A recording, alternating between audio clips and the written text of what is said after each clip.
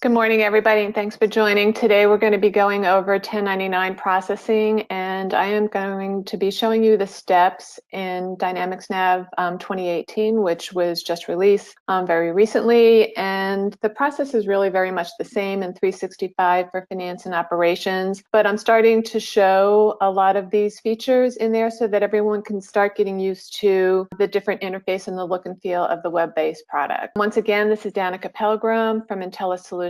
And here is my contact information. The best way to get in touch with me is via email.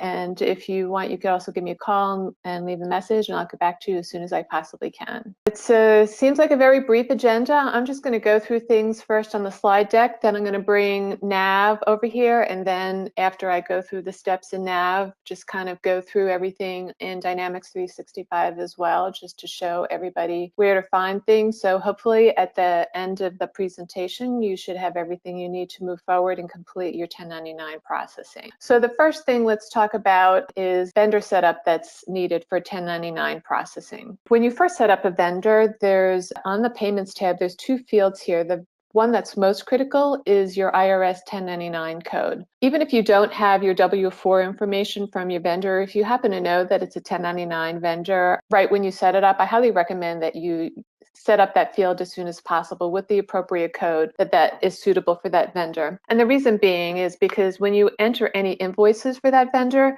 that code will automatically default on all of your invoices. And then there's also a field on each one of the purchase lines called 1099 liable. If you have this filled out on your vendor card, which will default it on any of the invoices that are created after that, that 1099 liable box will automatically be selected on each one of the lines. And then if there's any line that does not represent 1099 income to that vendor, you can simply uncheck it. And then when the invoice posts, it'll post respectively with or without that amount based on that little setting. This federal ID number is important as well, but you really won't need that until you print the 1099. So that actually needs to be filled out before you print. But in order to process all of your AP invoices properly, the 1099 IRS code is the one that's most important on vendor setup. At the end of the year, when you get ready to start running your documents, there is a kind of like a report that you can use just to check all of the amounts for reasonableness, and it's called the 1099 information report. And you can see here, when I bring 2018 over, there's the newer versions of NAV are giving you these nice little tool tips here to tell you what the purpose of the report is. And it looks very similar to this. It's just simply going to give you a list of all of your vendors that have any invoices in there that are marked with that miscellaneous or whatever 1099 code is that you have indicated on the vendor. If you need to make any adjustments, if you found that possibly you forgot to put that code on the vendor before you entered any invoices, what you'll need to do is you can make changes so that the invoices will and/or payments will show up on the 1099. And the way you would do that is you would go into the vendor ledger of the vendors, and then you actually want to change the information on the invoice line, not the payment line. You want to go to your invoice line, and if you see any invoices where the IRS code is blank and there's nothing in the 1099 amount, that's what you'll need to manage. Unfortunately, this is a little bit of a manual process, but it's really not that hard to do. These are one of the very few fields that you find that are editable on your vendor ledger entry fields. There are a couple of others, but none of them really change the integrity of the accounting data. It's strictly for reporting purposes. So what you would do is actually put your cursor in that 1099 code field, and then you'll get that same pull down box that you would see if you were setting it up on the vendor, and you put the appropriate code here. And then you also want to make sure that you fill in the amount. What I generally recommend people doing is going over to the amount column. You can see it a little bit better up here. Go up to your amount column here and copy and paste that amount into the IRS 1099 amount field. You want to make sure that you also pick up the signage that is the same as it is on the invoice, or else it will not report properly on the 1099. Now, if it turns out, for instance, let's say this invoice number 108039, that whole entire amount should not have been on a 1099, you can actually come in and manage this. So for instance, if this only should have been $1,000, you can change this to be a negative $1,000. Once you've corrected all of your amounts on your vendor ledger entries and you're comfortable, maybe you run that 1099 information report again and it seems a little bit more reasonable, You can run, you'll find on the report tab of your vendor list the 3 most popular reports that you would run. Now, what I recommend doing is, instead of running them all at one time, is just maybe pick 1 or 2 vendors and print them to the form to make sure that everything lines up properly, because we're finding that there might be some adjustments to alignment or some fields that need to be some fine tuning on the report. Give us a call, or whoever your NAV VAR is, follow up with them to make any adjustments to the report to get the alignment properly. And then once that's done, you're good to go. Once all of your 1099 reports are run, the final step is to run your 1099 mag media. This is just a very simple text not to file that gets created that you would import to the IRS. One piece of information that you need to make sure that you have filled out, so that when you pull up this process, all the information pre-fills properly. If you navigate to company information in NAV, you want to make sure that your company federal ID number is populated. When you find that 1099 mag media report, everything on the top will pre-fill from your company information. There's a transmitter control number that is specific to your company. If you don't know what that is, or you don't know what it is, or you don't have it, you need to call the IRS and find out what that is. The bottom half of this 1099 mag media pertains to your NAV reseller or your software vendor. So if Intelice is your software vendor, then this is the information that you would be filling in that particular form. So on that note, let me bring NAV over here, and I'll go through these steps very quickly. So I just set up Intelice Solutions as a vendor, and I'm just going to show right here. This is where that 1099 code needs to be filled in. Like I said, this doesn't need to be necessarily filled in right away, but it does need to be there when you run your 1099s, because that's where that report gets the information to populate in the appropriate fields on the 1099 form. So now if I were to create a purchase invoice for Intelice Solutions, I'll just give it any invoice number. You can see right here my 1099 liable box.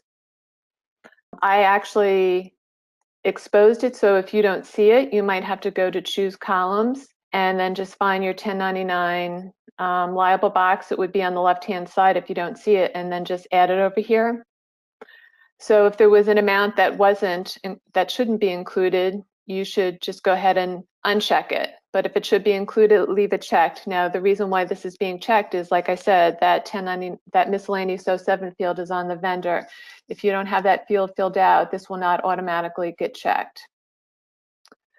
So I'm going to just exit out of this and go back to my vendor list, and I am going to navigate to ledger entries and show you where you can find your invoices here. And then again, if you don't see your 1099 IRS code or amount fields here, you'll have to go in and choose your column, and again, bring those over from your available columns over to the right-hand side so that they're showing here. And you can see here that this field, you can manage this manually.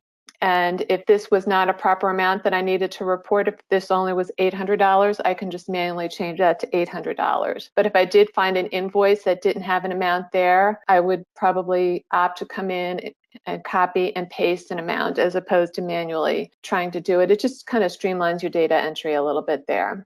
And then right from my report list here is where I'm going to find my vendor information report. And again, this is just the one you put in the date filter for the period that you want to see that information for. And this just, again, gives you a list of all of the entries that have been marked as 1099 and the amounts that are here. Now, I did have one client ask if there was a report in NAV someplace where they could check this for reasonableness to make sure that this is close, or if not exactly, what the amount of payments that a vendor received in a period. And there's this vendor account detail report that really is kind of nice. I actually filtered it on all vendors where their 1099 code is not blank.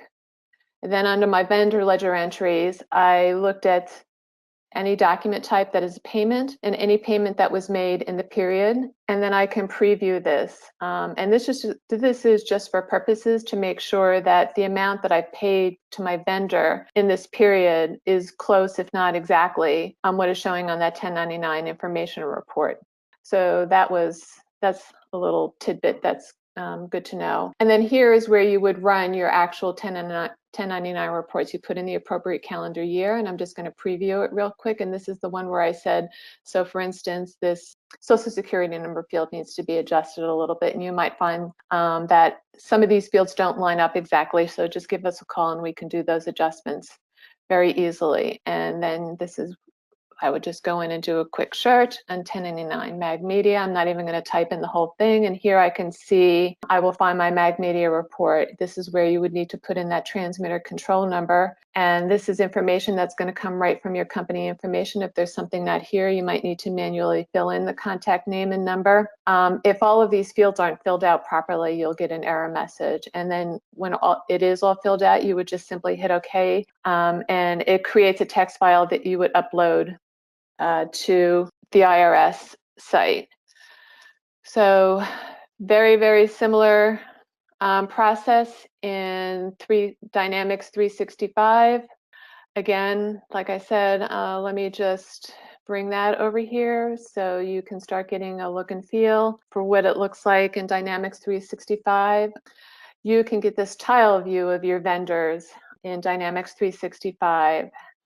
So again, when I open up the vendor card, I am going to see all of the same fields here. This is actually a completely different database, but I have my miscellaneous code 07 here, and I would need to fill in the federal ID number here.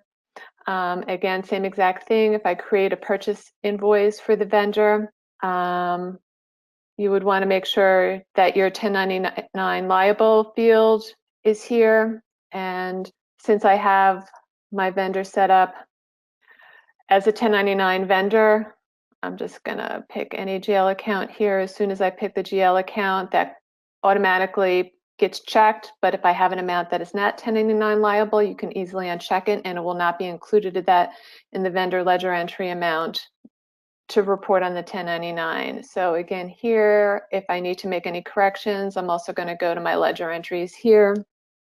And same exact concept is your regular desktop client. Any invoices you want to check to make sure that it's actually the invoice that has the code, and the IRS amount is the negative amount. Now, if you have, it's another thing I just thought of, is if you have credit memos that offset this, you also want to make sure that your credit memos have the code. And then on your credit memo, this amount would be a positive sign. So you're going to find your 1099 information report in the same exact place here. You would run your 1099, make sure you have the appropriate date filters. Preview report should look exactly like the report that you see in your regular retailer client. And you're also going to find the same reports here, same deal. Print these out to the form, make sure that they all lined up, and then I would do a search. Once I have everything all printed out and ready to go, find my magnetic media, put all the appropriate information in here, hit OK, and create that file that needs to be sent to the IRS.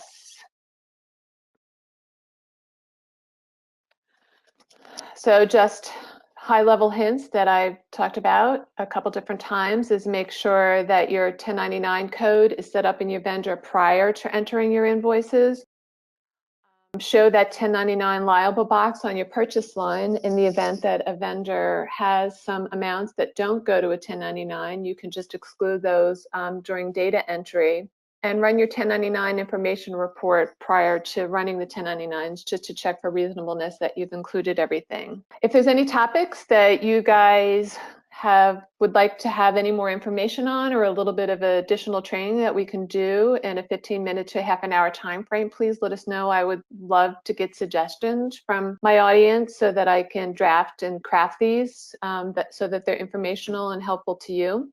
Next month, our topic is going to be what's new in NAV 2018. There's a couple of front-end features that are kind of nice, and a couple of back-end ones that we'll be presenting. Again, here's my contact information. If anyone has any questions or is having any issues with getting their 1099 out, you can either give me a call, or if we are not your regular VAR, I'm sure they'd be happy to help you.